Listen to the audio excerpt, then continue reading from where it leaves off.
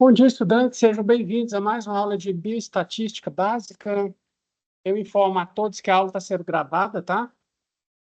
Para deixar disponível depois no site da disciplina. Certo? Vou compartilhar minha área de trabalho para dar continuidade ao curso.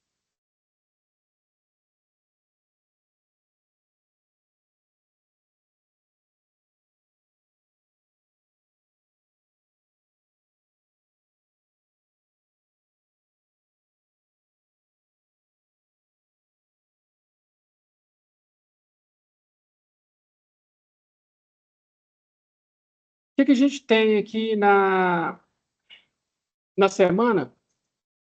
A gente está aí na semana de 11 de novembro a 17. Então, tem que entregar a lista de hoje. A lista pode entregar até o final do dia de hoje. Tem algumas coisas da lista que ainda estão em aberto. A gente pode discutir rapidamente aqui, tá certo? Aí vocês podem entregar até o final da aula. Deixa eu compartilhar com vocês aqui uma discussão da lista.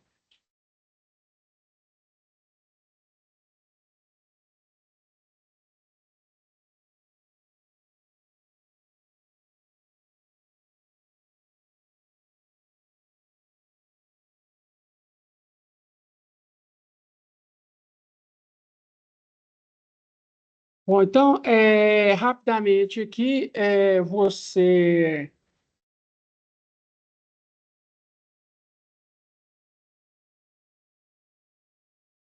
precisava de esboçar um banco de dados apropriado para pesquisa descrita no exemplo 3.0 das notas de aula do capítulo 3. Estatística descritiva, página 10. Então, aqui tinha o capítulo 3, incluindo a definição das variáveis e escolha dos nomes descritivos. Então, eu vou reforçar aqui de novo, mais uma vez,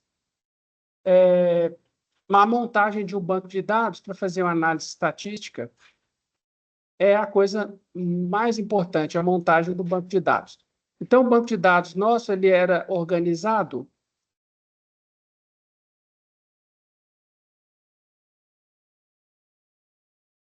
eu estou no capítulo 3, né? O banco de dados nosso ele estava apresentado de uma forma que era conveniente ele ser colocado no relatório. Um relatório lá de análise. Então, ele era apresentado dessa forma aqui, né? Você tinha aqui a unidade amostral, era um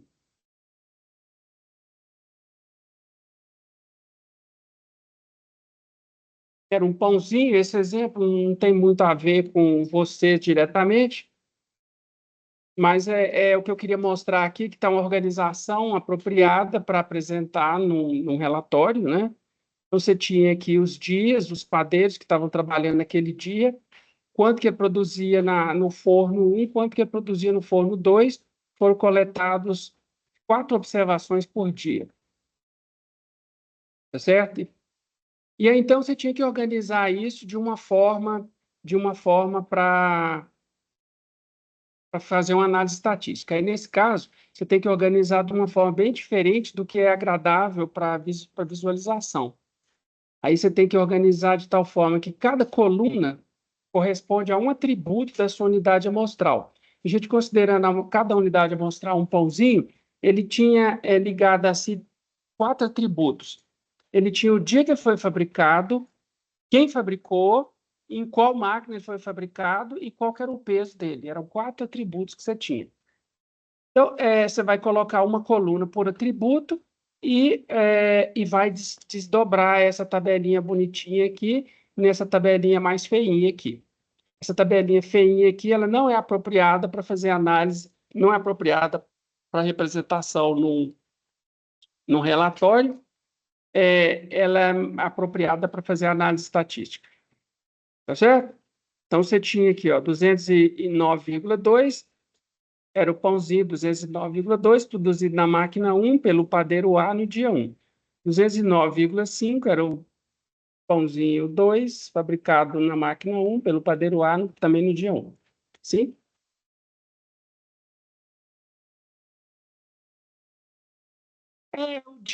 O dia seria considerado como se fosse um nome, né? Seria tipo uma categoria, né? Tipo, é igual padeiro, né? Padeiro A e B. O dia não, apesar de você colocar numericamente, ele seria uma variável não numérica, né? Uma variável mais de categoria. Oi? Seria ordinal, né? Porque você pode ordenar, esse é o primeiro dia, segundo dia, terceiro dia, tá certo? Então, aqui você teria ordem, né? Agora, padeiro não é ordinal, simplesmente categórico, né? Padeiro A e B. A máquina também, ela não, ela 1 e 2, ela não é ordenada. Aí você pode falar, mas o dia é ordenado porque o dia tem uma sequência. O dia tem uma sequência temporal. A máquina não, a máquina 1 e máquina 2, você poderia chamar de máquina X e máquina Y, né? Aí não quer dizer que a máquina 2 ela é o dobro da máquina 1, é simplesmente um rótulo que você deu, como o rótulo do padeiro. Então, padeiro e máquina têm uma categoria muito parecida. São categorias, né? São todas variáveis categóricas, dia categórico também, só que dia você pode ordenar. No primeiro dia, segundo dia, terceiro dia. E o peso é definitivamente uma variável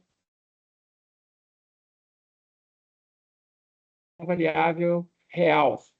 Ela pode subir em qualquer valor contínuo ali entre 200 e 250 gramas, por exemplo. Tá certo? Aí, a gente já tinha feito isso, eu estou chamando a atenção aqui, porque isso é importante na montagem do banco de dados. E o engraçado é o seguinte: eu estou fazendo análise de dados num experimento que a gente está rodando, eu cometi o erro que eu falei que vocês não podem cometer, que é tentar fazer análise dos dados com ela organizada de forma que não fosse dessa que eu falei aqui, né? Cada linha uma unidade amostral e cada coluna um atributo. Eu fui tentar fazer uma análise parecida com nos dados ordenados segundo essa tabela aqui, aí eu não conseguia fazer de jeito nenhum por causa disso. Essa tabela aqui ela é apropriada para visualização, mas para fazer análise ela tem que ser organizada da forma aqui do lado, tá certo? Então isso é uma coisa bastante importante, um aspecto bastante importante, e aí eu até convido vocês a talvez contratar um estatístico, se tiver que fazer, ficar na dúvida, aí você pode contratar um profissional da área. O departamento ele tem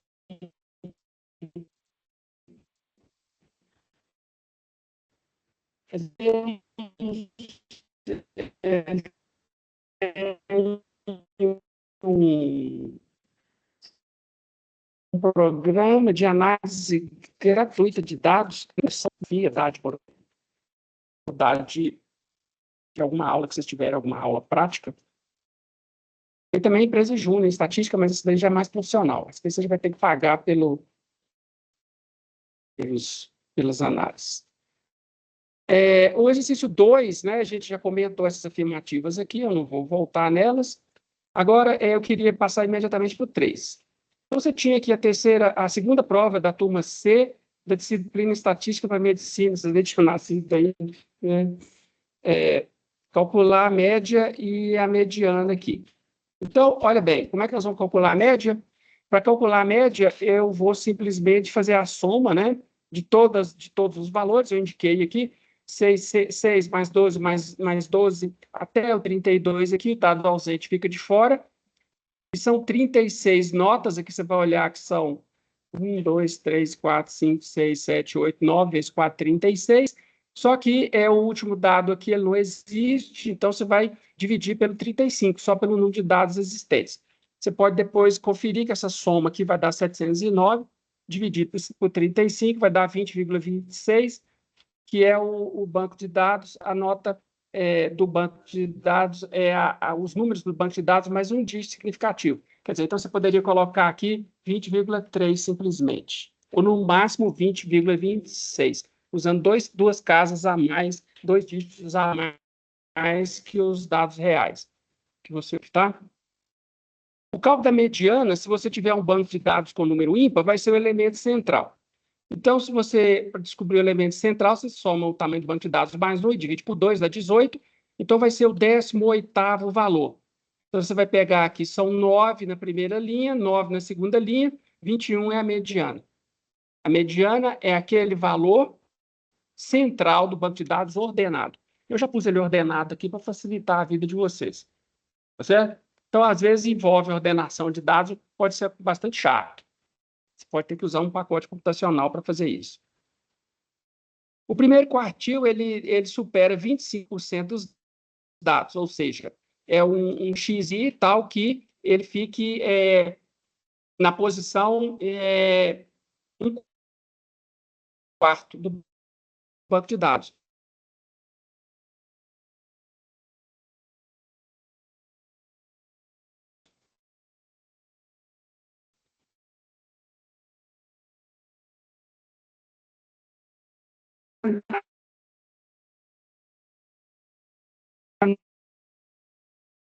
Nona opção ordenada. Então, 16, quando eu te pergunto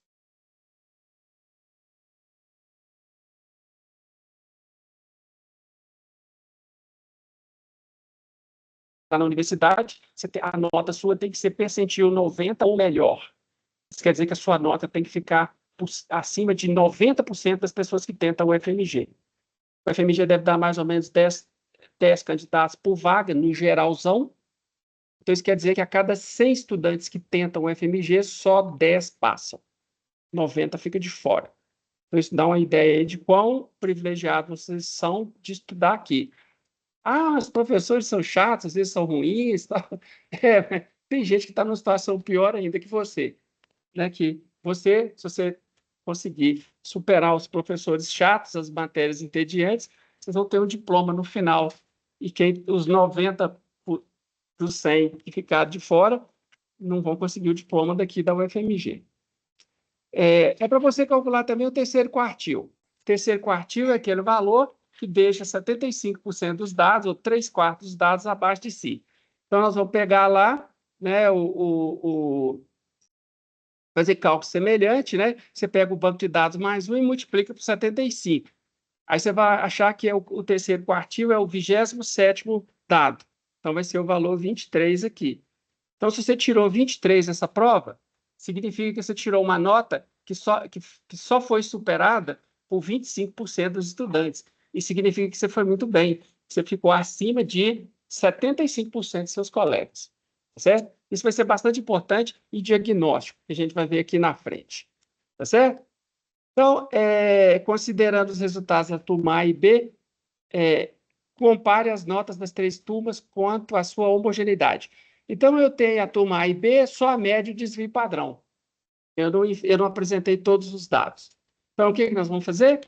A gente já tem a média da turma C, né, que é essa média que eu calculei na letra A, e aí eu vou calcular o desvio padrão, que é a raiz quadrada da soma dos desvios quadráticos em relação à média. Sim?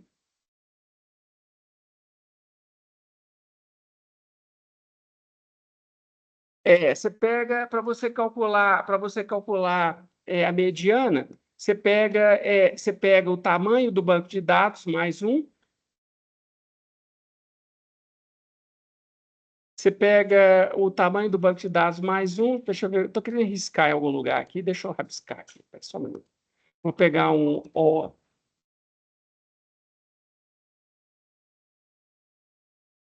Aí vocês podem falar assim, poxa, mas você não falou isso antes, eu estou falando agora, eu estou falando nesse momento, né, que é assim que calcula.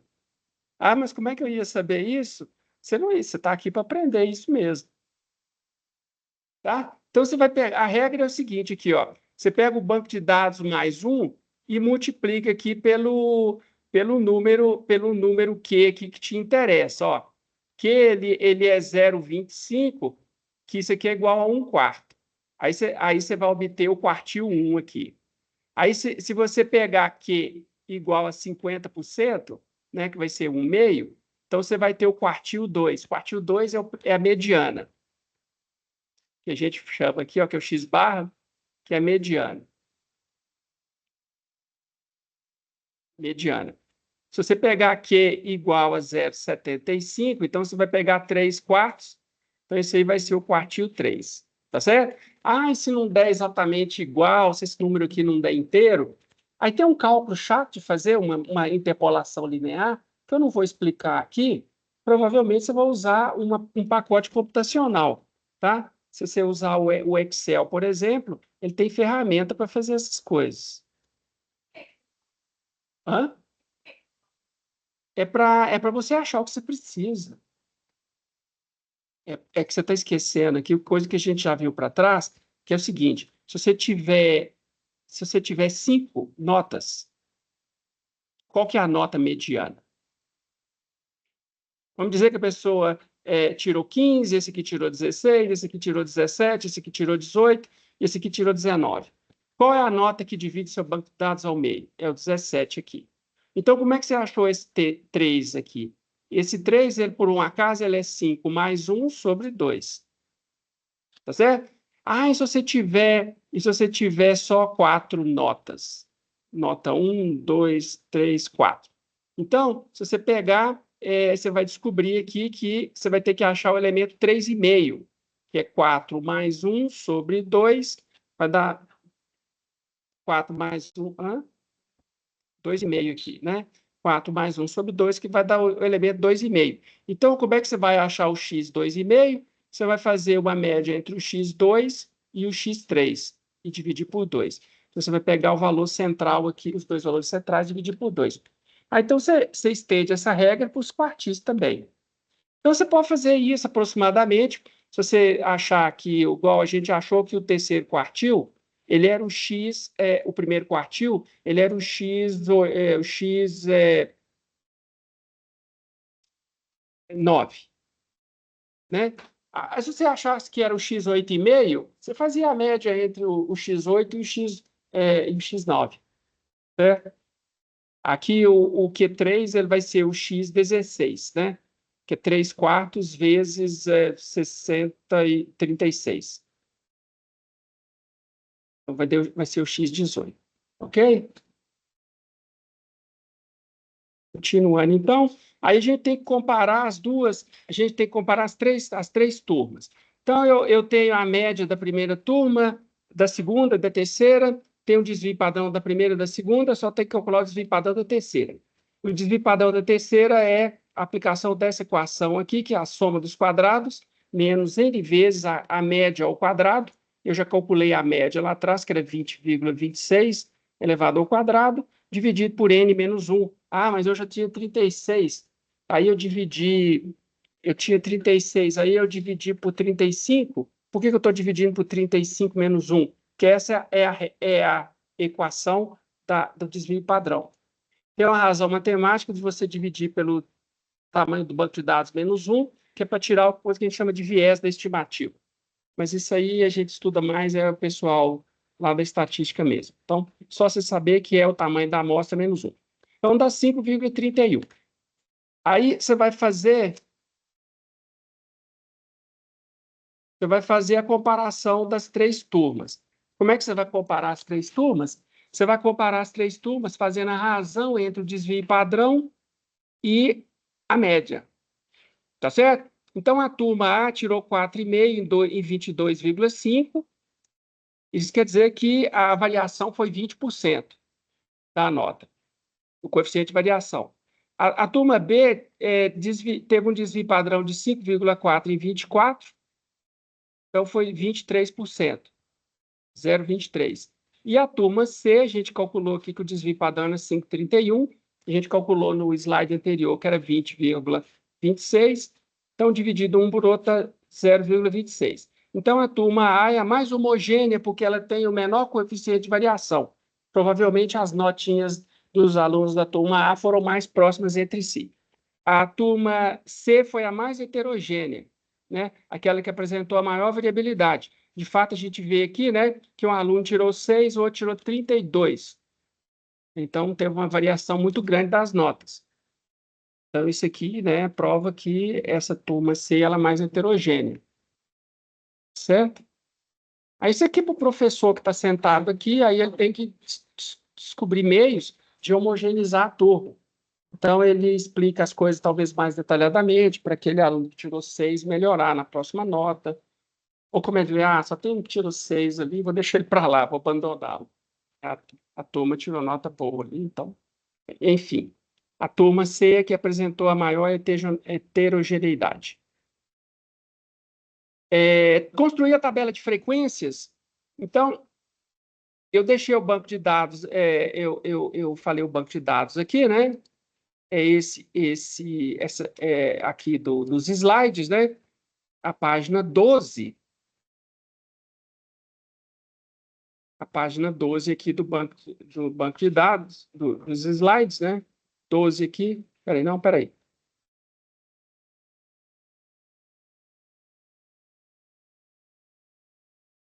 Aqui.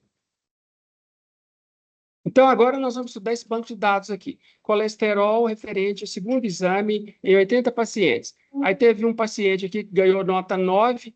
Isso aqui foi só um código interno que você especificou para dizer que a pessoa não compareceu. Então, você vai descartar esses dois membros aqui, você vai desconsiderar, tá certo? Então, a gente tem que construir uma tabela de frequência para esses dados aqui. O que vai ser a tabela de frequência? Tabela de frequência é a teoria que está lá no capítulo 3, a gente vai identificar o menor valor, identificar o maior valor, e o número de classes vai ser a diferença, né?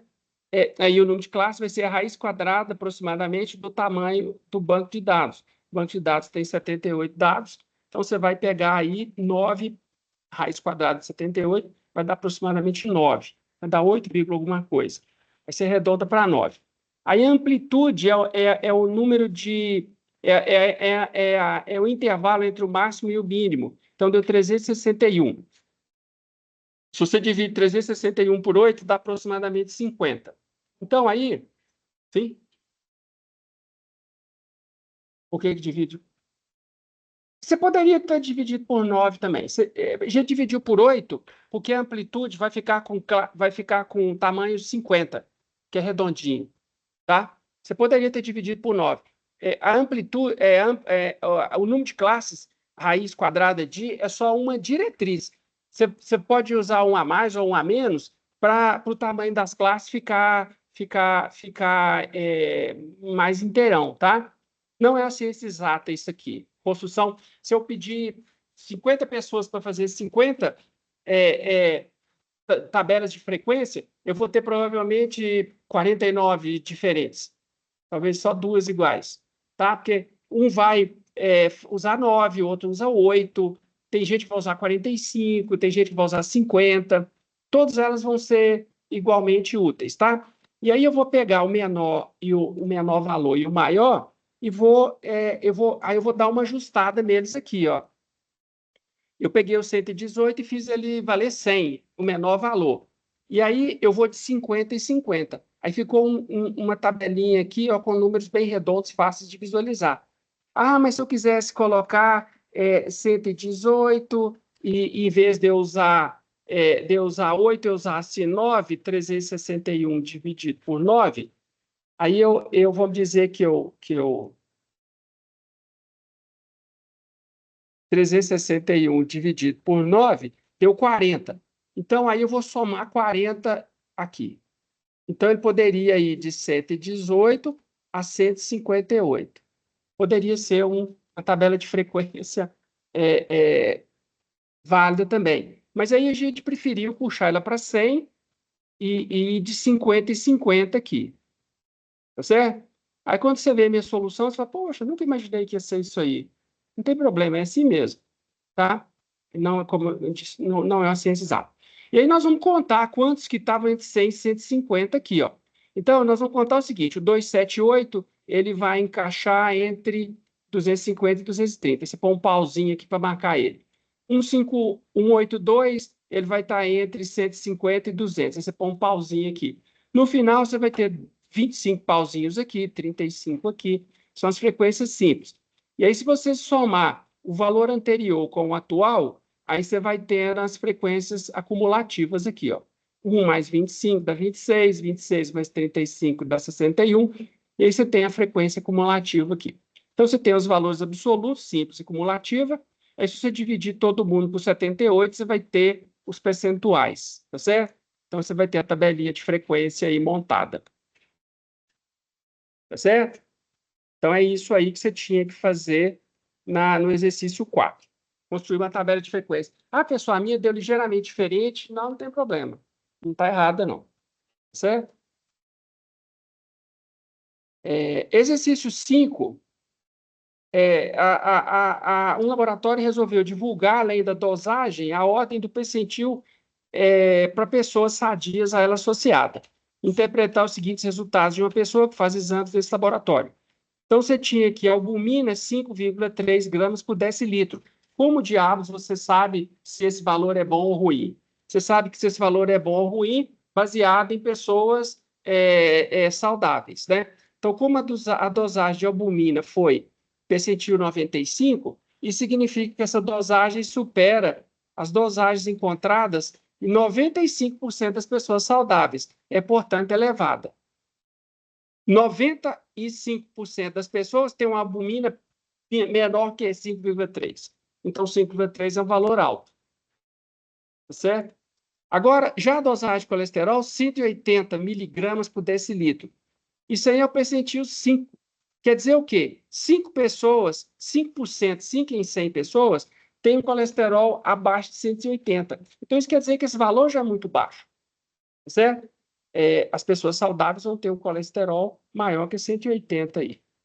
Então, o percentil ele serve para você identificar o quanto que aquele valor é típico ou atípico dentro do banco de dados que você está estudando.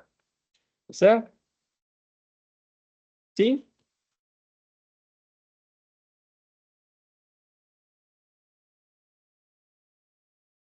A pergunta é o seguinte: se 95% tem a albumina abaixo de 5,3, 5,3 é um valor bom? Eu acho que não. Olha para você ver aqui, ó. Você pegar as pessoas ordenadas, aí você vai ter as albuminas aqui, acumulativa aqui, ó. Tá certo? Aí o que você está falando, 95% aqui, ó, esse pedaço aqui, ó, 95% 100% das pessoas tem albumina abaixo desse valor aqui. Aqui é o 100%. 95 vai ter abaixo desse valor aqui. Isso quer dizer que 55,3 as pessoas vão ter abaixo disso. Então, 5,3 é o valor alto. 5,3 é o valor alto. Imagina que isso aqui fosse a nota na prova, 5,3, percentil 95. Significa que a sua nota foi boa. A sua nota foi muito alta. Ela foi mais alta do que a maioria da turma.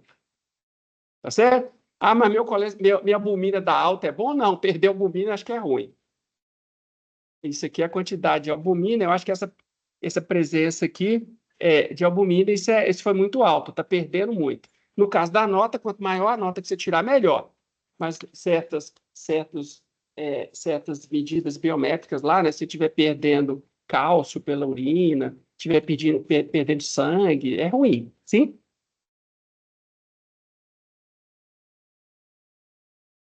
Sim, as pessoas saudáveis, 95% das pessoas saudáveis têm uma albumina mais baixa do que essa que você está vendo aí. Então, tem uma grande chance dessa pessoa não ser saudável. Ela está muito extrema, ela está muito diferente da tua. Tá certo? Aí, imagina que eu dou uma prova aqui, daqui 3 semanas vocês vão fazer prova, aí vocês tiram a nota lá embaixo, todo mundo tira a nota ruim. Aí, só um estudante tira a nota lá total. Aí você fala, epa, porque esse estudante aqui é um gênio, né? Ele é diferente da gente. Porque é só ele que conseguiu fazer essa prova complicada do professor. Aí essa pessoa com albumina 5,3, ela está doente, porque é só ela que tirou uma albumina tão alta. As outras pessoas têm uma albumina abaixo disso. As pessoas normais têm albumina, 95% delas têm a nota, ter uma albumina mais abaixo de 5,3. Certo? Exercício 6. Os dados da tabela a seguir referem-se à taxa de colesterol de um grupo A de 50 estudantes entre 10 e 19 anos. Então, aqui eu já dei para você as amplitudes de classe. 112 a 132, você tem uma amplitude de classe aqui de 20. Né? Aí você vai de 20 em 20. Então, vai dar 11 a 13, 13 a 15, 15 a 17. Então, você vai completando ali, né? E aqui você tem a frequência simples, já contada para você. Então, você só tinha que completar as classes. Então, é só ir de 20 em 20. Você detectar aqui que ela está indo de 20 em 20. A cumulativa é só você somar a de cima com a do lado, né? 1 mais 3, 4. 4 mais 6, 10. 10 mais 6, 19. Aqui você vai ter na cumulativa. Os pontos médios das classes a gente vai precisar lá para o outro exercício. Depois eu falo sobre ele. A frequência relativa é simplesmente dividir 1 por 50, vai dar 2%. 3 por 50, vai dar 6%. Multiplicou por 100, né? Eu pedi para fazer, você poderia ter escrito 0,02 também, ou 2%. Você poderia ter escrito 0,06 ou 6%. A cumulativa é só se dividir a acumulada pelo total aqui. 50 sobre 50 vai dar 100%. Ok? Então, completou a tabela. Construiu o histograma e a ogiva. Você vai conseguir construir isso na mão ou com um software estatístico especializado. O Excel, você vai conseguir fazer isso se você tiver, um pacote lá estatístico específico. Então, a gente vai construir o histograma usando na abscissa, no eixo dos X, as classes lá, ó, de 112 a 132, 132 a 160. Eu fiz esse histograma aqui num pacote estatístico específico. Chama Minitab. Vocês podem achar o Minitab vocês conseguem achar o Minitab. Ah, eu não pus o Minitab aqui não, né? O Minitab é meio chato de usar. Eu deixei disponível para vocês aqui no site da disciplina só o R, né? Ah, olha, para você ver o que eu pus aqui, ó. Além do R, de uso do R, se você quiser, dá para fazer isso no R também. Você tem essa apostila Análise em Bioestatística Básica, uma introdução ao software R. Aí tem um conjunto de dados aqui, com instrução de instalação na apostila, e 2 bancos de dados, que vocês podem usar essa apostilinha aqui, que foi escrita para vocês, usando o software R. Aí, se você for olhar aqui, ele ensina você a montar o pacote e a usar ele. Inclusive, aqui também vai te ensinar a fazer tabela de frequência, as medidas resumo, como que você pode calcular no R, e acho que ele ensina aqui também a calcular o coeficiente de variação, e acho que ele ensina aqui também a calcular, olha, fazer gráfico de barras, se você tem variáveis categóricas, ensina a fazer o box plot, ensina a fazer histograma. Então, tem a função IST aqui, que calcula o histograma para vocês. Tá certo? Então, dá para você fazer no pacote computacional R. Ah, professor, eu vou precisar de estudar isso aí para passar na disciplina? Não, você vai precisar disso aqui para ser um bom biomédico, para ser um bom farmacêutico. Tá certo? Para você fazer análise estatística simples dos seus dados. Então, aí a gente está aqui, né? Aí a ogiva é a mesma coisa, tem a função lá que calcula a ogiva. Traçar essa curva em vermelho aqui não é trivial, tá? Eu recomendo, talvez, imprimir e traçar ela à mão para resolver o problema, ou ir lá no Excel, né? Se você conseguir fazer essa tabela, esse gráfico, você traça ele à mão. Eu não sei fazer isso no Excel. Eu não sei, nunca fiz isso no Excel, mas eu sei que tem jeito de fazer, tá? Tem uns pacotes que você acha que você entra com os dados e ele faz para você esse gráfico ali. Certo? Então, histograma e ogiva. O histograma aqui, a ogiva, é essa curva vermelha que envelopa um histograma específico de frequências acumulativas. Calcular graficamente o P90 e qual o seu significado. Então, olha bem, o P90 é o valor que supera 90% das observações do banco de dados. Então, você pega o banco de dados, né? Ele tem 50 observações, aí você multiplica ele por 90, aí você pode perguntar assim, pô, por que você não multiplicou 51? Você falou que era o tamanho do banco de dados mais um, mas é só porque isso aqui é aproximado, tá? Então, você poderia ter usado 51 vezes 90%, mas você não acharia exatamente o 45. Então, você tem que achar o 45º elemento aqui, ó. Então, aí você acha o 45 na tabela de frequência, 45% dos valores vão estar abaixo do P90 aqui. Aí o P90 aproximadamente é 245. Ah, mas se eu achei 242, se eu achei 249, está errado? Não, não vai estar errado, porque a gente está fazendo aproximado aqui, tá? Então, olha bem, você acha o 45, aí você pega uma linha paralela ao eixo dos x e vê onde que bate na ogiva e desce. Aí você lê na escala aqui que elemento é esse. Elemento teórico é esse, é o elemento 245.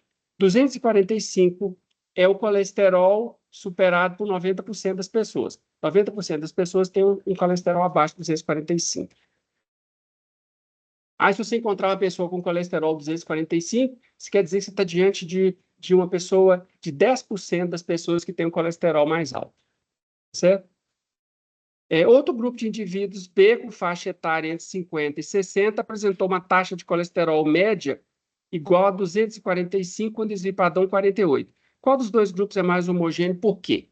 Para resolver esse problema, a gente vai precisar de calcular a média do grupo A, né?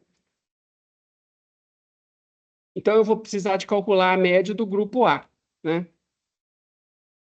Para comparar os indivíduos do grupo B, calcule-se a média e o desvio padrão do grupo A pela expressão de dados agrupados a seguir, que é XI é o ponto médio das classes e FI é a frequência. Então, a gente vai usar para calcular a média, em vez de somar os 50 valores, a gente não tem os 50 valores. Como é que a gente faz? A gente aproxima, a gente usa, por aí é que eu falei, que a gente vai usar o ponto médio das classes. Aí a gente vai usar os pontos médios. Opa, não é isso aqui que eu quero abrir, não. Opa. Aqui, então, olha para você ver o que eu vou fazer, ó. Eu vou usar, como eu não tenho os valores, aí eu vou usar o ponto médio das classes aqui, ó. Pontos médios são aqueles valores lá. Você pega o superior menos o inferior, divide por 2. Quer dizer, você pega o inferior mais o superior, soma e divide por 2, aí você vai encontrar o ponto médio, 122. Então, você vai fazer de conta que você vai aproximar, tá certo? Você vai aproximar, olha para você ver.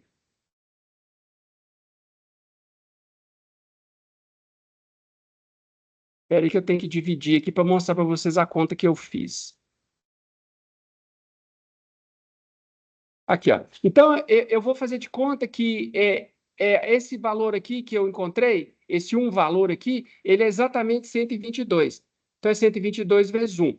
Aí eu vou considerar que o 142 foi o valor que aconteceu 3 vezes aqui. É o valor típico dessa classe aqui, ó. 132 a 152, a média disso dá 142. Eu vou considerar que os 3 valores estão ali dentro. E ali, ó, o 282, eu vou considerar que aconteceu uma vez. E isso tudo eu vou somar pelas frequências absolutas aqui. A frequência absoluta vai dar justamente 50. Então, eu vou somar aqui, ó, todo mundo multiplicado pelos pontos médios, vai dar 10.000, aí eu divido por 50, vai dar uma média aproximadamente de 200. Então, isso é uma aproximação. Quando eu for calcular a amplitude, o desvio padrão, eu vou fazer a mesma coisa. Eu vou pegar os quadrados e somar e multiplicar pelas amplitudes e somar. Vou usar essa equação aqui, ó. Tá certo?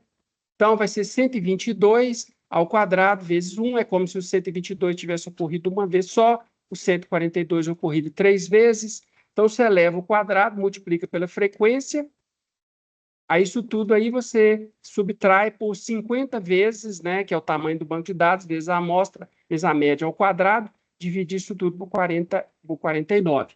Então, vai dar 36,62, tá certo? Então, calculando-se do grupo A, você vai ter 33,62 dividido por 200, vai dar 0,17. E o grupo B, né? O grupo B, você tinha uma média de 254 e um desvio padrão de 48. Então, vai ser 48,254,019. Então, a gente pode afirmar que o grupo A é mais homogêneo por apresentar o menor coeficiente de variação. Pela comparação, beleza. O que podemos suspeitar comparando as médias dos dois grupos? Pela comparação das médias, verifica-se um aumento do colesterol com a idade. O grupo A aqui, ó, era de estudantes de medicina, estudantes de 10 a 19, e o grupo B é pessoas de 50 a 60. Aí você começa a ficar mais sedentário, trabalhar mais, e seu colesterol vai piorando. A gente está vendo que a média subiu de 200 para 254. E as pessoas ficaram mais dispersas. Tem pessoas que têm colesterol pior ainda. Isso aqui que à medida que a idade vai passando, as pessoas vão ficando mais diferentes entre si. Tem um que ocupa chefia lá de um cargo importante, aí faz 0 exercício. Aí tem outro que faz bastante atividade física, não mexe tanto com o trabalho, não investe tanto no trabalho. Tá certo? Então, essa daí é o exercício 6. Vamos ver o último exercício aqui, o 7. Esse professor aqui, ele submeteu 10 amostras do mesmo sangue a 10 laboratórios em São Paulo. Segundo a declaração do pesquisador, os laboratórios escolhidos foram os 10 maiores e mais conhecidos da cidade. Foram obtidos... Então, ele pegou a mesma amostra de sangue e deu para 10 laboratórios, né? Então, aí ele encontrou essa taxa de colesterol e essa taxa de triglicérides. Comente e quantifique a variação encontrada nesses resultados. Então, você tem os dados obtidos pelos laboratórios. Quantificam-se as variações, calculando-se os desvios padrões, as médias e os coeficientes de variação. Então, eu vou pegar o laboratório, o colesterol, vou somar todos eles, dividir por 10, eu encontrei o colesterol médio de 314. Calculei o desvio padrão, eu vou somar as médias ao quadrado, depois eu vou subtrair os valores obtidos ao quadrado, depois eu vou subtrair de 10 vezes os resultados que eu obtive, né, vezes a média ao quadrado, dividido por 9, então eu vou encontrar o desvio padrão de 40. Quando eu pego o coeficiente de variação do colesterol, vai dar 40, que foi o desvio padrão que eu encontrei, dividido pela média. Então, deu 12, deu 13%. Aí eu vou fazer a mesma coisa com o triglicérides. Somo todo mundo, divido por 9, deu 140. Depois eu pego todo mundo, elevo ao quadrado, somo, subtraio 10 vezes pela média ao quadrado, 38,9. Aí eu verifico um CV de aproximadamente 39%. Então, um CV de 12% no colesterol e 38% no triglicérides, um valor bastante alto. Tá certo? Aí o jornal apresentou a notícia com a seguinte manchete: médico constata erro em exames para colesterol. O jornalista que escreveu essa manchete usou uma expressão adequada para apresentar os resultados? A resposta é: não foi usada uma expressão apropriada, pois o que se observou foram variações dos resultados das medições. Sem uma medida de referência exata, não se pode dizer que se tratam de erros. Então, você só pode dizer se foi um erro se você tiver a medição exata. Como que você obtém essa medição exata? Talvez num laboratório de referência lá, que eles usam para fazer calibração dos instrumentos de medição dos outros laboratórios. Tá? Então, o que a gente pode dizer é que tem uma variação grande entre os resultados. Não necessariamente essa variação significa erro, porque eu não sei qual que é o valor verdadeiro. Como que a gente sabe qual que é o valor verdadeiro? O médico, ele considera que o laboratório pode ter cometido algum erro. Então, para fazer o diagnóstico dele, ele usa outras medições. Ó, seu triglicérides está alto, mas o seu ácido úrico também deu alto. Ó, você também está com o colesterol alto. Então, quer dizer que você está com vários valores alterados. Então, a alteração de vários valores, de vários parâmetros, né, biométricos, é que vai levar o médico a fazer o diagnóstico, também baseado lá na análise clínica que ele faz no consultório, né? Mede a pressão da pessoa, põe a pessoa na balança. Então, aí é que ele vai fazer o diagnóstico, porque os laboratórios podem cometer erros, isso aqui não são erros intencionais, não. São erros do próprio processo de medição, tá certo? Então, variabilidade existe, uma coisa que talvez vocês ficassem assustados se vocês vissem isso aqui fora de uma aula de estatística, né? Numa aula de estatística, vocês estão vendo que isso é normal de acontecer, é comum de acontecer, tá certo? Bom, então aí termina o capítulo, a lista 2, vocês têm até o final do dia para entregar ainda, né? A lista 2, e aí a gente vai continuar, né? Vamos ver o que tem mais para a gente fazer hoje.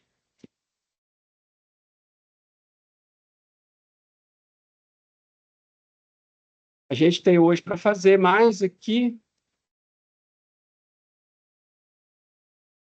semana de 11 de novembro. Bom, lista 2, entrega da lista 2 até hoje. Capítulo 4, probabilidade e avaliação de testes diagnósticos. Depois tem o questionáriozinho e já tem a divulgação da lista 3. Provavelmente eu vou falar da lista 3 só na aula que vem. Capítulo 4, então. Não, a prova é na outra semana.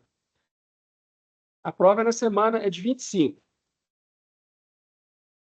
É aqui, ó, a prova é nessa semana de 25. Não é semana que vem. Nós cancelamos na semana que vem porque a gente perdeu uma segunda-feira que não estava prevista. A reitora decretou feriado depois que eu fiz o lançamento, depois que eu fiz Hã? Presencial. Vamos continuar aqui, então, capítulo 4. Capítulo 4, testes diagnósticos. A gente vai entrar numa área aqui que é um pouco árida, de probabilidade. Mas, assim, meu objetivo aqui,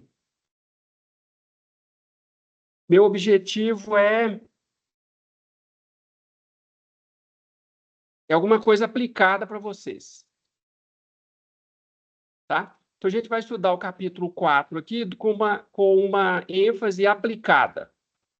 Tudo que eu vou falar aqui vai ser necessário para vocês entenderem o que eu preciso que vocês entendam, que é teste diagnóstico. Tá? Então, testes diagnósticos são solicitados rotineiramente na área de saúde. O objetivo é fazer triagem de pacientes. Ó, esse paciente aqui vai ter que fazer mais exames. E mesmo fazer diagnóstico. Ó, esse paciente aqui está com diabetes. E para acompanhar ou fazer prognóstico da evolução de um paciente. Então, o objetivo desse capítulo é usar a linguagem de probabilidade para mostrar o nível de certeza da ocorrência de um evento, por exemplo, a presença de uma doença, a partir de um resultado positivo. Você tá tossindo e tal, você vai lá ali na drogaria e faz um teste para COVID.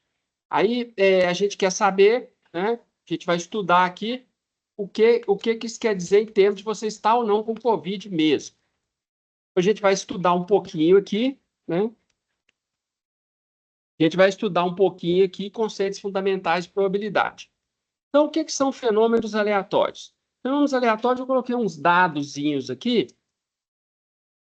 Esses dados, eles são aquela figurinha de 6 lados que a gente usa para brincar. Tem seis números em cada um dos lados. Tem um número em cada uma das 6 faces, de 1 a 6.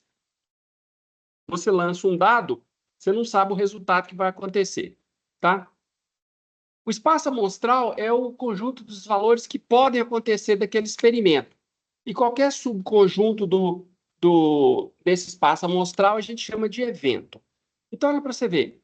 Lançamento de um dado. Dado aqui, não sei se vocês lembram, eu falei na primeira aula, a gente lida com dado, que é essa figurinha de 6 lados. Aí ficou claro aqui que eu estou falando da figurinha de 6 lados. A gente usa também dado como sinal de informação. quais são os dados desse estudante aqui?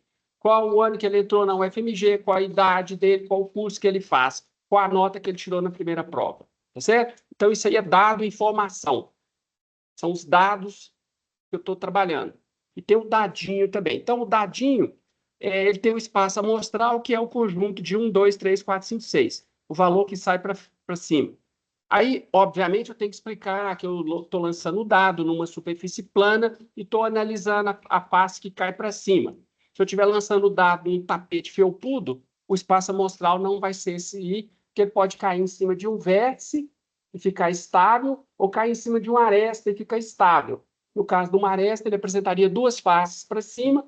No caso de um vértice, ele apresentaria três faces para cima. Ele ficaria em cima de um vértice no tapete felpudo. Mas eu não estou analisando esse tipo de análise, de experimento. Experimento um dado numa superfície plana.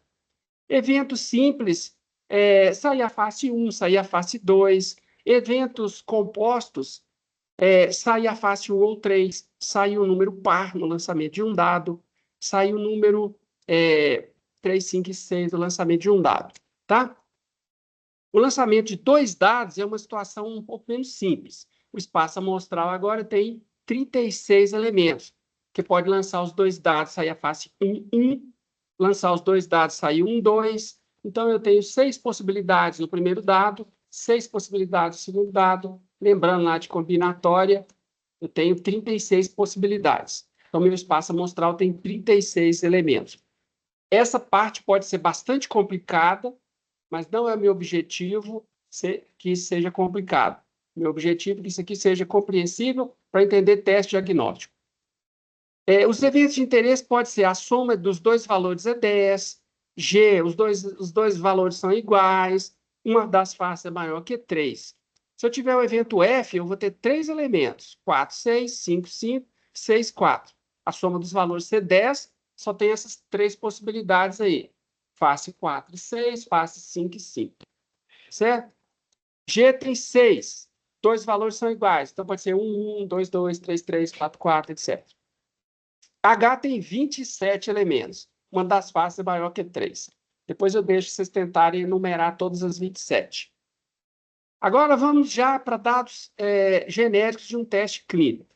Então, na etapa de pesquisa para um determinado grau de confiabilidade de um teste diagnóstico, o que é um teste diagnóstico? Você vai lá, colhe uma gotinha de sangue, aí ele vê a presença de uma proteína lá e fala assim, olha, você está com COVID. Ok? Então, isso é um teste diagnóstico. O pesquisador utiliza principalmente utiliza o teste diagnóstico em dois grupos muito específicos de pessoas. Então, antes de um teste diagnóstico ser disponível lá na drogaria, o pesquisador ele pega pessoas garantidamente doentes, portadores da doença. Esse povo aqui está com Covid. E pega esse outro grupo aqui de pessoas, essas pessoas aqui não têm Covid. E aí, o que a gente vai fazer? A gente vai fazer um teste. Essa separação ela é feita por um padrão ouro, que a gente fala. Isso aqui é uma junta de médicos que diagnostica que a pessoa tem Covid mesmo. Sei lá, colhe sangue, verifica a presença do vírus lá no sangue dele e tal. E aí o negócio é o seguinte, o teste diagnóstico, ele vai dar positivo ou negativo. Aí você vai chamar de A o número de pessoas que têm garantida a doença pelo teste ouro e testar positivo. Isso aqui é uma etapa de preparação do teste, de criação do teste diagnóstico. Eu descubro que tem uma certa proteína que ocorre em A pessoas que estão garantidamente com Covid. E ela tem B pessoas que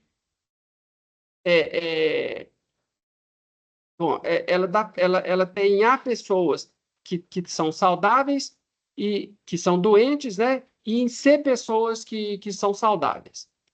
E esse mesmo teste, essa proteína, ela está ausente, ela está ausente em B pessoas que têm COVID e em D pessoas que não têm COVID.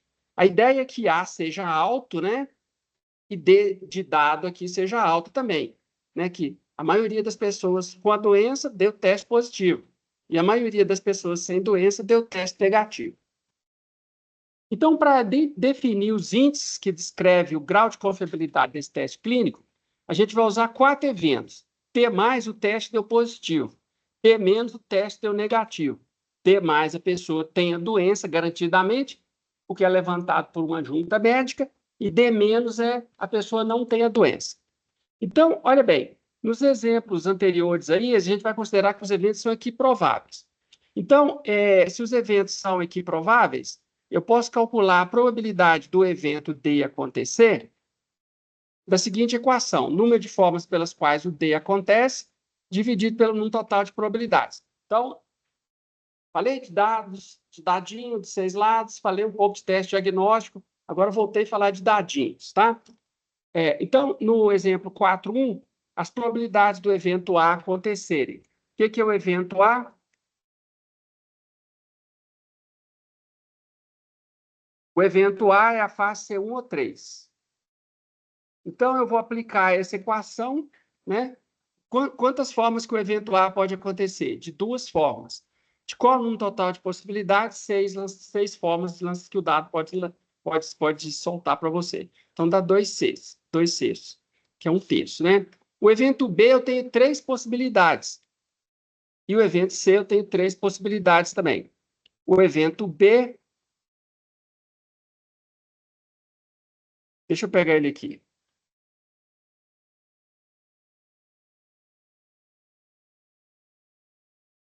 Eu vou colocar um no lado do outro aqui para ficar mais fácil a gente... Aqui, ó, tá vendo? Então, são esses eventos aí.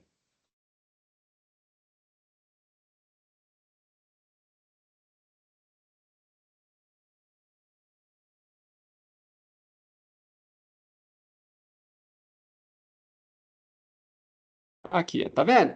Então, o evento A ele tem 2 possibilidades, número de formas pelas quais o A pode acontecer. Número total de possibilidades são 6 aqui. Então, dá 2 sextos o A, 3 sextos o B, e de sair par, 3 sextos, que é 1/2, e de sair C é 3 em 6 também. Tá certo? Se você tem eventos não equiprováveis, a probabilidade de um evento pode ser calculada pela frequência relativa. Você faz o experimento várias vezes, conta quantas vezes que F aconteceu, né? Então, eu quero saber se uma moeda é equilibrada ou não. Então, eu não sei se ela é equiprovável, cara e coroa. Aí eu lanço a moeda várias vezes, conto quantas caras e divido pelo número de experimentos. Isso tem que dar aproximadamente 50%. Por exemplo, a probabilidade de infecção nos leitos de uma ala cirúrgica de um hospital pode ser calculada através da razão entre o número de infectados e o número total de internados. Então, eu vou calcular o índice de infecção do hospital, né? Quantos por cento das pessoas têm infecção? Então, como não é evento aqui provável, e eu não sei exatamente, né? Aliás, é desejável que não seja aqui provável, né? Que a chance de ser infectado e de ter infecção hospitalar seja bem menor do que não ter. No caso, a gente está buscando uma baixa infecção, uma taxa de infecção. Então, você vai lá e conta quantas pessoas que se infeccionaram no número de internados. Então, você vai ter uma estimativa de probabilidade de infecção. Bom, o que é um evento interseção? É a ocorrência simultânea de 2 eventos, A e B. A interseção B, a gente usa aqui o E, né? Graficamente, acontecer o evento A e acontecer o evento B. Então, simultaneamente, essa área central aqui. Evento união é acontecer A ou B, né? Então, A e B, eu quero, por exemplo, que a pessoa tenha colesterol alto e triglicérides alto também. Então, aqui eu tenho um grupo de pessoas que tem as duas coisas. A ou B? Eu estou interessado na pessoa que tenha, vou fazer a minha triagem, que tenha o triglicérides alto ou tenha a glicose alta. Aí ele vai entrar para uma triagem mais detalhada de uma propedêutica de diabetes. Tá certo? É lá, um protocolo para verificar se ele tem diabetes. Então, eu estou interessado na pessoa se tiver o colesterol, o triglicérides alto ou se tiver a glicose alta. Ok? O evento complementar é a não ocorrência do evento A. É a ocorrência de qualquer um dos eventos que não seja A. Então, A é a pessoa tem infecção, não A é a pessoa não tem infecção. Eventos mutuamente excludentes. 2 eventos são mutuamente excludentes se a ocorrência de um impossibilita a ocorrência de outro. Imagina que eu pego assim a cor dos olhos da pessoa. Aí eu vou categorizar em olhos claros, olhos escuros, castanhos, olhos pretos, castanhos e azuis. Azuis verdes, sei lá. Não tem caso de pessoa que tem cor de olhos diferentes, mas isso é um evento raro. Então, são eventos mutuamente excludentes. Se eu virar para você e falar que você tem olhos claros, eu excluo a possibilidade de você ter olhos castanhos ou escuros. Aí você falar que você tem olhos claros, não é castanho e nem é escuro. Eventos mutuamente excludentes, então, são aqueles que a ocorrência de um garante a não ocorrência dos outros. Se eu disser que você passou com B nessa matéria, automaticamente você sabe que você não tomou bomba, né? Então, são eventos mutuamente excludentes. Ser reprovado e passar com B. Ou você é reprovado, ou você passa com B, você não consegue fazer os dois simultaneamente. Tá? Então, se você estiver olhando um atributo da pessoa, esse atributo, a categoria dele é mutuamente excludente. Agora, se você estiver olhando dois atributos, cor dos olhos, cor dos cabelos, o fato da pessoa ter olhos claros não garante que ela tenha olhos automaticamente, que tenha cabelos automaticamente claros também.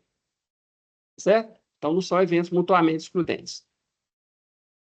Eventos mutuamente excludentes são representados na linguagem de conjunto como sendo eventos cuja interseção é zero. Qual a probabilidade de cair a face 3 e a face 4 simultaneamente no dado? Impossível, né? Ou cai a face 3, ou cai a face 4, ou cai uma outra face qualquer. Mas se caiu 3, você sabe que não caiu 4. Se caiu 4, você sabe que não pode ter caído 3. As propriedades da probabilidade. Falei probabilidade aqui, né? A probabilidade ela está sempre entre 0 e 1. Ah, professor, mas tem hora que a gente fala que ela está entre 0 e 100%. 100% aqui, né? É a mesma coisa que você 100 em 100 dá 1. Você dividir tudo por 100, dá de 0 até 1. A probabilidade de acontecer o espaço amostral é sempre unitária. Lançou o dado, vai acontecer qualquer uma dessas 6 faces aqui.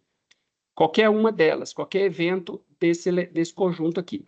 Se A e B for mutuamente excludente, se um não puder acontecer junto com o outro, a probabilidade da união aqui é a soma das probabilidades.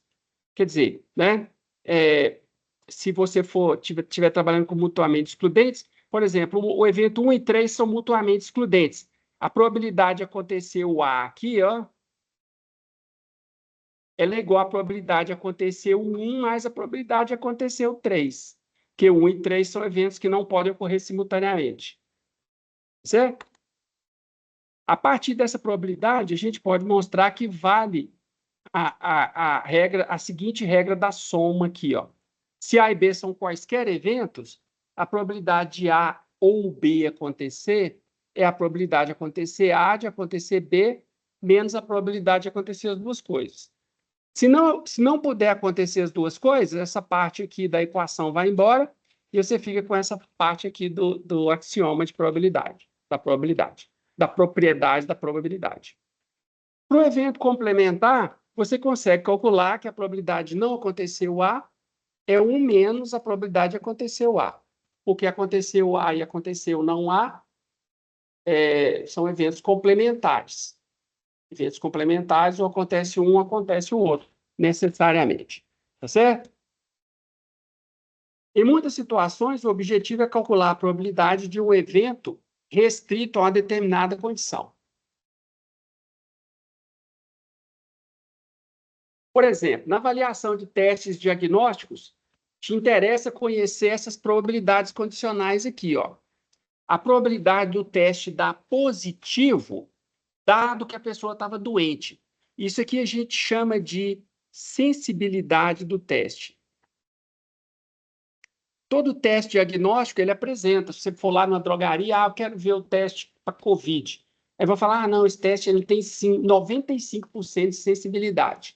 O que significa dizer isso? Que se você tiver no grupo de pessoas garantidamente com COVID, 95% das vezes ele vai dar positivo.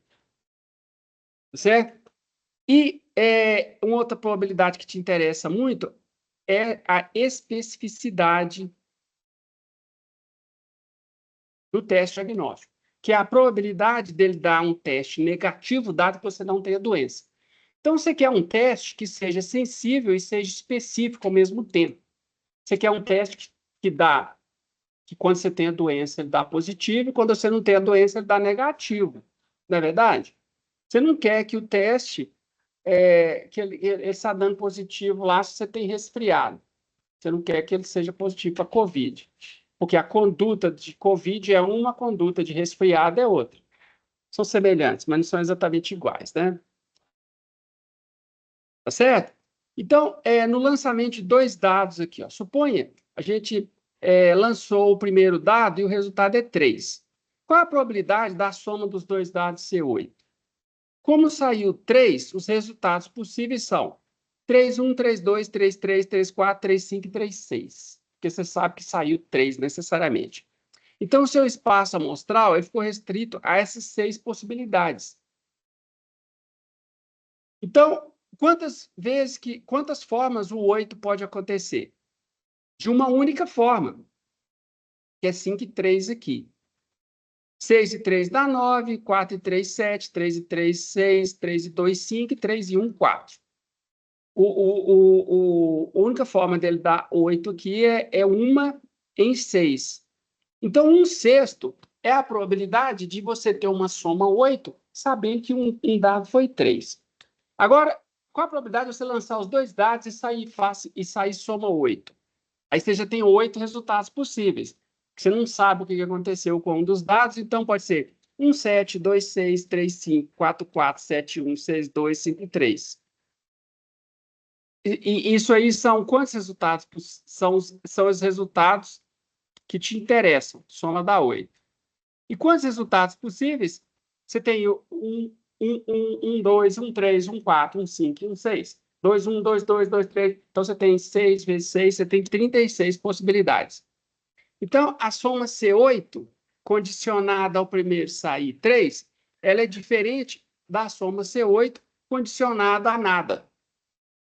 Tá certo? Então, a probabilidade condicional, ela é importante porque ela vai nos ajudar a descrever o teste diagnóstico. Por isso que nós estamos estudando esse conceito aqui. Tá?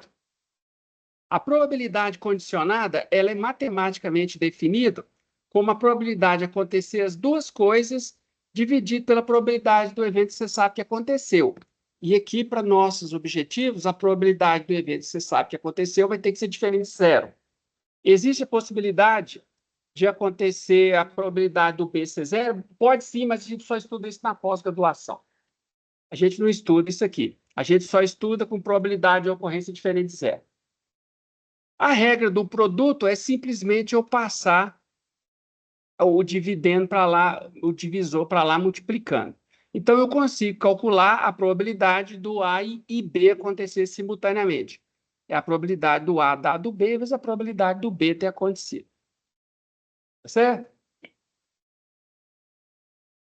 Distribuição do peso e pressão arterial. Um grupo foi classificado quanto a peso e pressão arterial de acordo com essas proporções aqui. Quer dizer, você tinha 10% das pessoas, 20% das pessoas que tinham pressão arterial elevada. E 10% que tinha pressão arterial elevada e excesso de peso. 8%, né, 0,08 elevado e normal, e uma pessoa e 2% que tinha pressão peso deficiente, abaixo do peso, e pressão ainda assim arterial elevada. Entre as pessoas de pressão normal, você tinha só 15% com excesso de peso, 45% total, normal, e 20% com peso deficiente. Se você tomar o total aqui, ó, que a gente chama desses totais marginais, você tem aqui, se você somar as colunas, essa coluna aqui, você tem 25% das pessoas com grupo com excesso de peso, 53% com peso normal e 22% com abaixo do peso. Se você somar a linha, você vai ter 20% de pessoas com pressão normal, arterial elevada e 80% de pessoas com pressão arterial alta. Normal, melhor dizendo.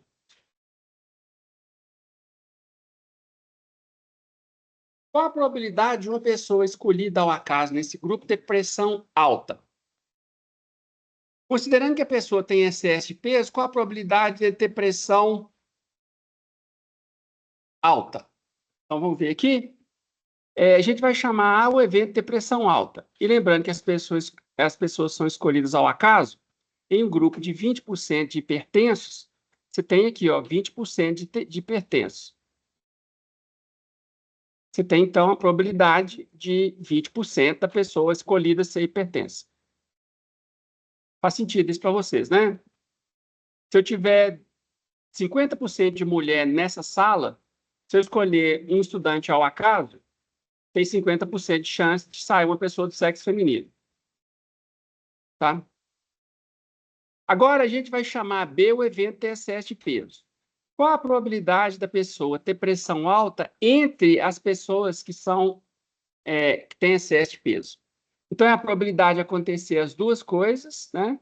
A probabilidade dele ser hipertenso e ter excesso de peso, 10%, dividido pela probabilidade dele ter excesso de peso, 25%. Então, olha para você ver, no geral, 20% das pessoas têm pressão alta nessa população, aí, nesse grupo aí. Mas se você pegar entre os hipertensos, entre os obesos, o dobro tem pressão alta. Então, daí a gente pode estabelecer que a obesidade é fator de risco para pressão arterial elevada. Aí, a partir disso, você tem um tanto de política pública implementada para reduzir os problemas de hipertensão, certo? Então, a gente fala que dois eventos A e B são independentes se o fato de um deles ter ocorrido não altera a probabilidade de ocorrência do outro. Então, dessa definição, a gente pode dizer o seguinte: a probabilidade de A dado B, ela tem que ser igual à probabilidade do A. Ou a de B dado A tem que ser do próprio B. Tá certo? Se você puder tirar o evento que aconteceu da história, significa que os dois eventos são independentes. Tá certo?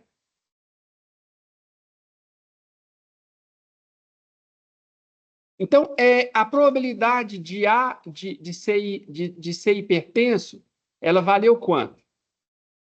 A probabilidade de ser hipertenso nesse grupo aqui deu 20%.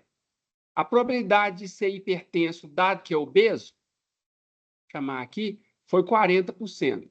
Então, hipertensão e obesidade são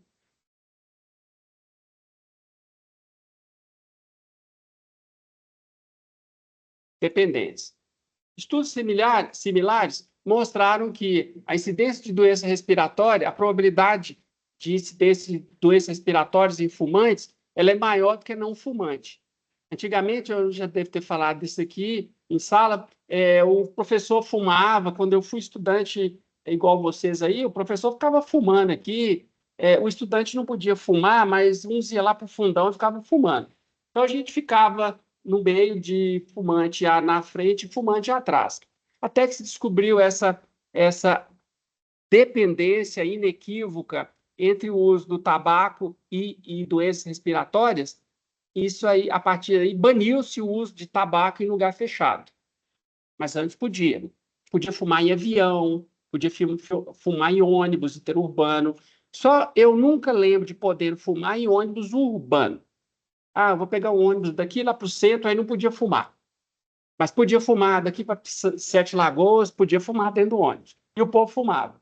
Quando estava chovendo nessa época do ano, era terrível. Você não podia abrir a janela para receber ar, aí você ficava aspirando fumaça lá. Nossa, eu odeio cigarro. Tanto que eu sofria, eu sou muito alérgico a cigarro, aí me dava tosse, bronquite asmática. Então, foi por causa da associação inequívoca dessa dependência que hoje a gente tem os ambientes livres de fumaça. Eu só não entendo muito bem por que tem um movimento para liberar o uso de maconha, por exemplo. Quer dizer, hoje você já pode consumir, não é crime, não é criminalizado. Você só não pode transportar para venda. Porque a maconha ela tem os problemas do tabaco e mais alguns, né? Que ela é uma substância psicotrópica. Enfim, deixa isso para lá, né? Tem dependência entre o uso de o fumo e o uso e doenças respiratórias.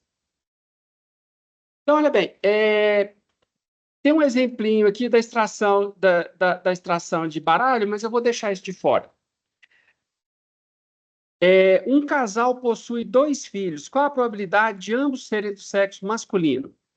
O evento A, M, nasceu uma criança do sexo masculino. E F, nasceu uma criança do sexo feminino. São aqui prováveis, até onde a gente sabe. O desequilíbrio é muito pequeno aí entre sexos.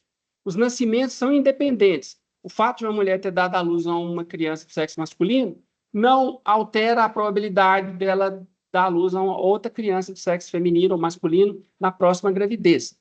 Então, esses 2 eventos podem ser considerados como eventos independentes.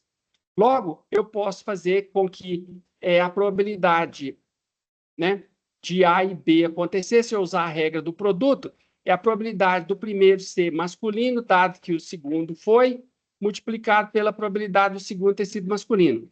Como essa probabilidade condicional aqui ela é igual à probabilidade do evento, você pode simplesmente multiplicar 1/2 mais 1/2, então dá 1/4. Isso quer dizer que 25% dos casais têm 2 filhos homens, certo? A minha família é muito pequena, eu não tenho irmão nem irmã, mas a minha mulher tem uma família grande, e lá é bem interessante que eu tenho um casal de filhos, aí ela tem 1/4 das irmãs, tem 2 filhos do mesmo sexo, 2 homens, e 1/4 tem 2 filhos do mesmo sexo, 2 mulheres, e 50% da família tem um casal de filhos. Aí que a família é grande, aí dá para a gente ver essa proporção, ela é bem característica lá. Quer dizer, eu e uma outra cunhada tem um casal, os outros têm 2 meninos e o outro tem 2 meninas. Então, é bem interessante. Aconteceu lá o equilíbrio da natureza, né? Agora vamos lá, para que eu ensinei distribuição, probabilidade condicional? Para a gente definir sensibilidade de um teste. Então, vocês vão saber o que é sensibilidade de um teste. A sensibilidade de um teste é a probabilidade dele dar positivo entre as pessoas que são garantidamente doentes. Então, quando você estiver construindo o seu teste, você tem que determinar a sensibilidade dele. Ó, descobri essa proteína X aqui, que ela está presente em 95% das pessoas que têm COVID, garantidamente. Então, eu vou usar essa proteína como marcador de COVID, tá certo? E graças a Deus, essa proteína não está presente em pessoas saudáveis, né? Então, meu teste, essa proteína não está presente em pessoas que não estão doentes. Isso aí é a especificidade do teste, certo? Então, olha para você ver que como que você calcula especificidade e sensibilidade. Eu acho importante vocês comprarem, adquirir esse livro, porque lá na frente, se vocês precisarem, vocês podem... como é que é mesmo que calcula sensibilidade e especificidade? Então, você vai contar quantas vezes que a doença está presente e deu positivo, quantas vezes que estava doente e deu negativo, ausente positivo, ausente e negativo. A sensibilidade é a razão entre A e A mais B. A especificidade é a razão entre D e C mais D. Então, é pegar as pessoas que testaram positivo entre os doentes e isso é sensibilidade. A especificidade é pegar o número de pessoas que testaram negativo entre os não doentes. Tá certo? Então, o teste ergométrico de tolerância a exercício foi utilizado para prever doença coronariana. O diagnóstico definitivo foi feito através de uma angiografia, que é o teste padrão ouro, que é a nossa referência. Aí você pensa assim, poxa, por que o pessoal não usa o padrão ouro? Porque o padrão ouro, ele a angiografia é um exame muito invasivo, pode causar problemas, a pessoa pode ter um ataque ao coração ali durante o exame. Então, o teste ergométrico ele é mais barato de fazer, mais seguro. Então, você usa o teste, a angiografia, só para calibrar o teste ergométrico. Então, dá para você ver, pessoas que tinham a doença coronariana, 815 tiveram positivo, 208 negativo, de 1.023. Não tinha doença coronariana, o teste ergométrico deu negativo em 327, positivo em 112. Então, você calcula a sensibilidade do teste ergométrico. Cerca de 80% de sensibilidade. Quer dizer, 80% das pessoas com doença do coração vão dar um problema no teste ergométrico. E 70% e 4% das pessoas que não têm doença cardíaca vão dar negativo no teste ergométrico. Então, a sensibilidade é 79% e é um pouco superior à especificidade. Olha esse outro teste diagnóstico aqui. Então, você tinha tomografia computadorizada para diagnosticar a metástase de carcinoma hepático, que é uma doença lá no fígado, né? Então, a tomografia computadorizada, ela deu positivo em 52 de 67 pessoas com a metástase e deu negativo em 74 de 83 pessoas que não tinham metástase. Então, a sensibilidade do teste foi 78% e a especificidade foi 90%. Então, esse teste, ele é bom para descartar quem não tem a doença. 90% das pessoas que não têm a doença dá negativo. Mas ele não é muito bom para dizer que a pessoa tem a doença. Então, ao contrário do teste ergométrico, a especificidade 89 deu maior que a sensibilidade. Certo? Deixa eu ver, valor de predição. As seguintes medidas são mais importantes que a sensibilidade e especificidade, que é o valor da predição positiva. O que é o valor da predição positiva?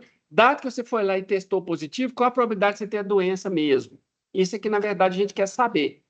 Porque quando você está calibrando especificidade e sensibilidade, é só para você ter o desempenho do teste. Você testa ele em populações que você conhece, se tem ou não a doença. Só que o que te interessa é você, meu Deus, será que eu estou com Covid? Aí você vai lá e testa. Aí você quer saber qual a probabilidade de você ter Covid mesmo. Ou você vai lá e testa de negativo, né? Qual a probabilidade de eu estar realmente negativado, né? De eu não ter a doença. Se vocês acompanharam aí na mídia, umas pessoas que pegaram HIV em transplante, num laboratório, estava no meio da história, um laboratório lá do Rio, que deu uns falsos negativos. Aí eles fizeram transplante e a pessoa adquiriu o HIV, que é uma doença imunossupressora, que ela acaba com a imunidade da pessoa, e a pessoa que sofre transplante, ela tem que tomar medicação que suprime a imunidade. Então, a pessoa fica com a imunidade baixa e ainda pega uma doença que baixa a imunidade dela mais ainda, né?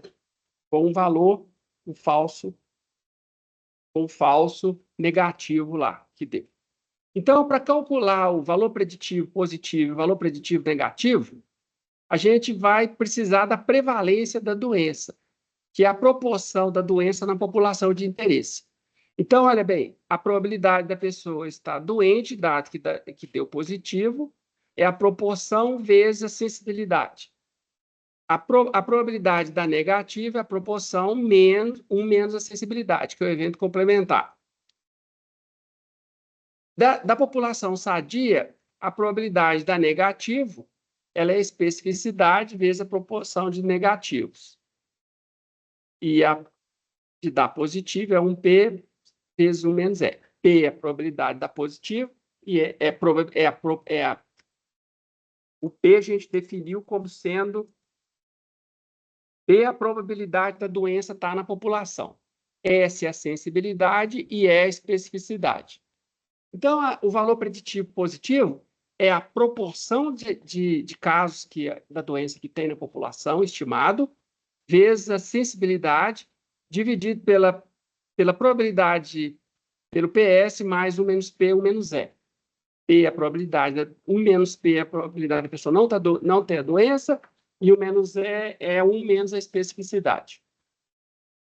O valor preditivo negativo é essa equação aqui. Essas duas equações, elas são aquela equação que a gente viu lá atrás. Exatamente essa equação aqui, ó. Vocês lembram? Quando os eventos são equiprováveis, a gente usa o número de formas pelas quais o evento ocorre, é o PS aqui, dividido pelo número total de possibilidades. Preditivo positivo, a pessoa tem a doença e teve positivo, dividido pela probabilidade dele ter recebido um resultado positivo, né?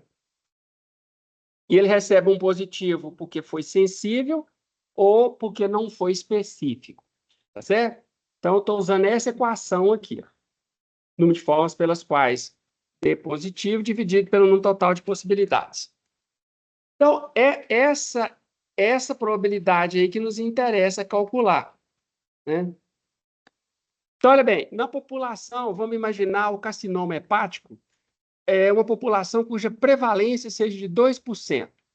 Então, os valores de predição da tomografia são o seguinte, fazendo as equações, dá 13%. O que quer dizer esse 13%? Isso aqui é a probabilidade de uma pessoa que deu positivo para o carcinoma, ele realmente ter a doença. E o V preditivo negativo é a probabilidade da pessoa não ter a doença, dado que deu negativo. Então, a gente está vendo que o valor preditivo positivo, ele não é alto, ele é baixo. Então, isso quer dizer que a tomografia ela é boa para dizer que você não tem a doença.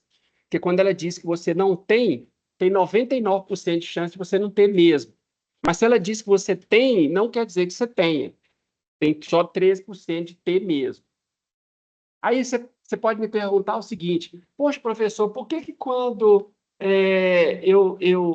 eu achava que eu estava com Covid, comigo aconteceu isso? Por exemplo, eu fui lá e testei e deu que eu estava com Covid mesmo. É porque você não foi uma pessoa escolhida ao acaso para testar a Covid. Você foi testar porque você estava com outros sintomas. O médico acha que você está com sintoma de Covid. Então, aí, a probabilidade de você ter a doença ela é maior, porque quando você foi testar, você já tinha outro, você não foi escolhido ao acaso, certo?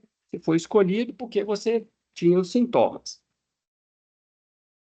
Então, essas probabilidades aqui, ó, o complementar da probabilidade preditiva positiva é que é um falso positivo. Essa aqui é a probabilidade de você ter testado positivo e não ter a doença. E o falso negativo é a probabilidade de você ter testado negativo e ter a doença de fato. Então, esse laboratório que eu falei lá do Rio, ele deu falsos negativos. E aí a pessoa adquiriu, numa transfusão, ela adquiriu o HIV. Tá? Então, são decisões incorretas baseadas no teste diagnóstico.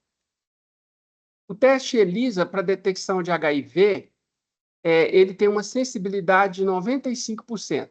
Quer dizer, 95% das pessoas que têm HIV dão positivo. Esse teste ELISA aqui. ELISA significa Enzyme Linked Immunosorbent Assay.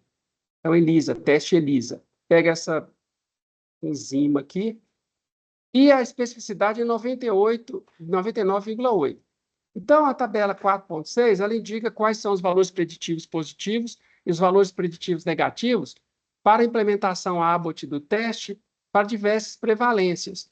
Então, olha bem, se você tiver uma em 100 mil, o valor preditivo positivo é 47%. E o preditivo negativo é praticamente 100%. Então, o falso positivo é um evento complementar, tá? Então, ele vai dar falso positivo 99,53% das vezes. E ele não vai dar negativo praticamente nenhuma vez. Aí, se a doença ela vai ficando mais frequente, o valor preditivo vai mudando, tá certo? Se o valor vai ficando, se as pessoas vão ficando, a doença vai ficando mais frequente, o valor preditivo vai mudando. Essas colunas aqui são sempre complementares, ó, VPP, PFP e VPN, PFN. Essas são sempre complementares. Elas sempre vão somar 100%. Aqui a probabilidade de ser um falso positivo, de ser um falso negativo. Então, vocês foram apresentados ao conceito de falso positivo e falso negativo. Para entender ele, precisa de entender um pouco de probabilidade. Então, a especificidade é diferente do falso positivo, ou do valor preditivo positivo.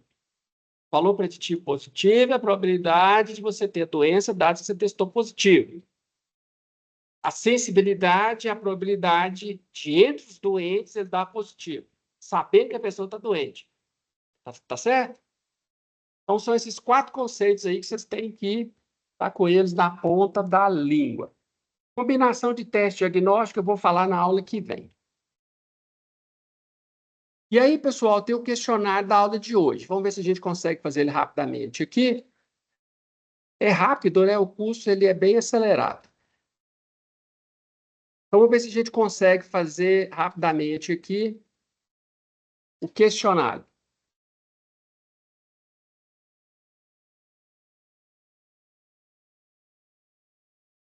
Questionário, então, uma grande população humana tem a distribuição de daltonismo da cor verde, vermelha-verde, segundo o sexo, que segue a seguinte... Está escrito SEC ali, eu tenho que corrigir. Segue as seguintes percentuais. Então, você tem o daltonismo presente e ausente, 57% do sexo masculino, 47% do sexo feminino. Está presente em 4% das pessoas e ausente em 95%.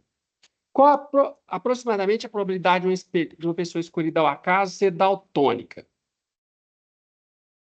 Então, questão 1, letra A. Qual a probabilidade de ser daltônico?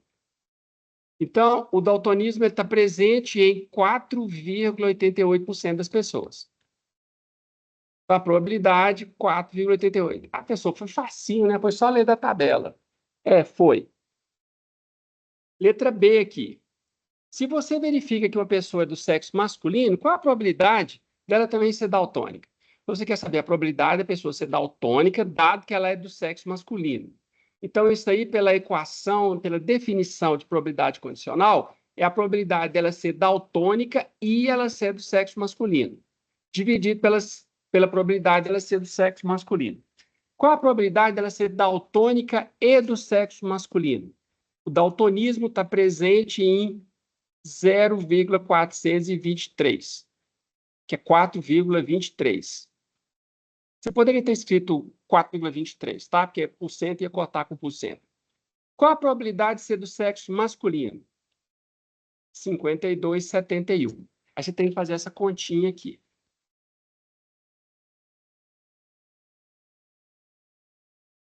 0,0423 dividido por 0,5271. Então, deu 8%. Aproximadamente aqui, 0,803. Então, vai dar 8,03%. Nessa situação, os eventos ser do sexo masculino e daltônico são dependentes ou independentes? Olha para você ver o que está acontecendo. A probabilidade de ser daltônico, ela foi 0,488.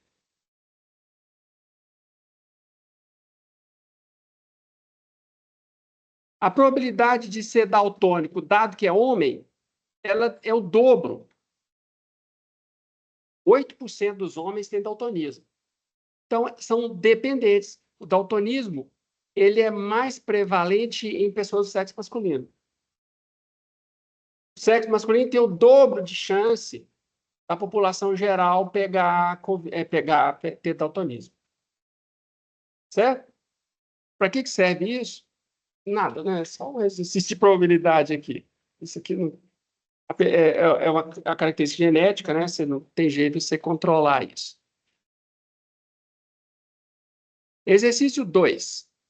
A creatina fosfocinase, CFC, é o marcador para o diagnóstico de infarto agudo do miocárdio. Isso aqui os médicos chamam de um marcador de sofrimento cardíaco. O músculo cardíaco ele tá batendo muito rápido porque ele está tendo pouca oxigenação ou ele está com alguma arritmia. Aí ele vai desgastando e vai produzindo essa proteína aí, essa substância. Pacientes com infarto agudo do miocárdio apresentam valores elevados de CFC. A tabela a seguir apresenta valores de CFC para 360 pacientes em um hospital do coração, sendo que 230 estão com infarto agudo do miocárdio, o médico determinou por outros meios, e o resto não. Tá certo? Considerando como resultado positivo valores de CFC maiores que 80, qual é a sensibilidade desse teste? Sensibilidade, a gente viu que é o quê?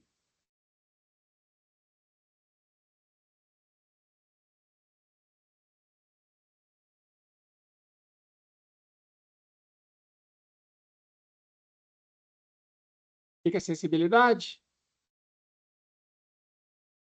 Sensibilidade é a probabilidade da coisa dar, né? Aqui, ó. Sensibilidade é o número de testes positivos dividido pelo número de resultados presentes.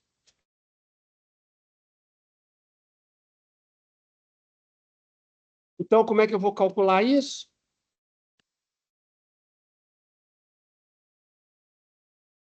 Hã? Então, eu vou pegar aqui, ó, valores maiores ou iguais a 80. Então, eu vou pegar, né, quantas pessoas que tiverem infarto. Aqui é o quê? 118 mais 97, né? Porque o CFC é abaixo de 80 e acima de 80. Dividido pelo total aqui, né? Que é 118 mais. Isso aqui é como se fosse o A. Mais o B são as pessoas com infartado. Tá certo? De acordo? 118 mais 97, 215.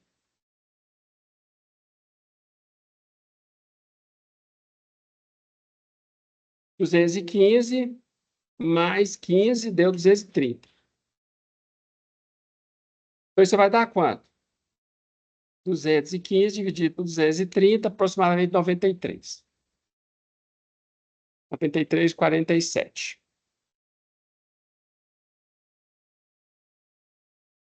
935 aqui, né? Beleza? Também considerando como resultado positivo valores CFC maiores que 80, ou iguais a 80, qual a especificidade desse teste? Especificidade, então, vai ser igual a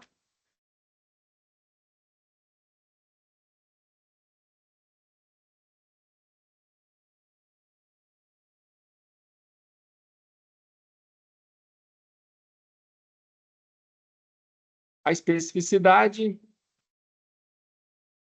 vai dar o D aqui, dividido por C mais D. Então, vai ser o quê? Especificidade. Então, valores menores do que 80, né?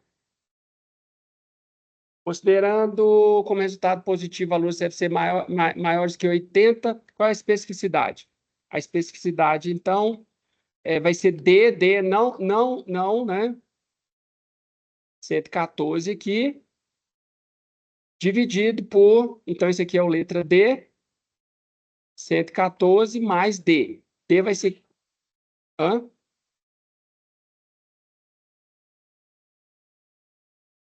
Considerando resultado positivo, valores maiores que 80, qual é a especificidade? Especificidade é o número de vezes que... Mas é que eu quero calcular o negativo, né? Especificidade. Eu quero os negativos. Negativo é 114. É menor do que 80. Resultado positivo maior que 80. Mas eu quero, para calcular a especificidade, eu quero calcular a probabilidade da negativo. É 114 dividido por 114 mais 15 mais 1. Certo? Não? Aqui eu quero pegar os negativos. 114 mais 15 mais 1, dá 130. Então, é 114 dividido por 130. 8769. Então, a especificidade vai ser 884. 877 aqui.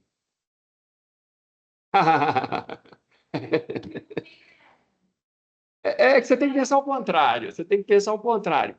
O resultado positivo é maior que 80.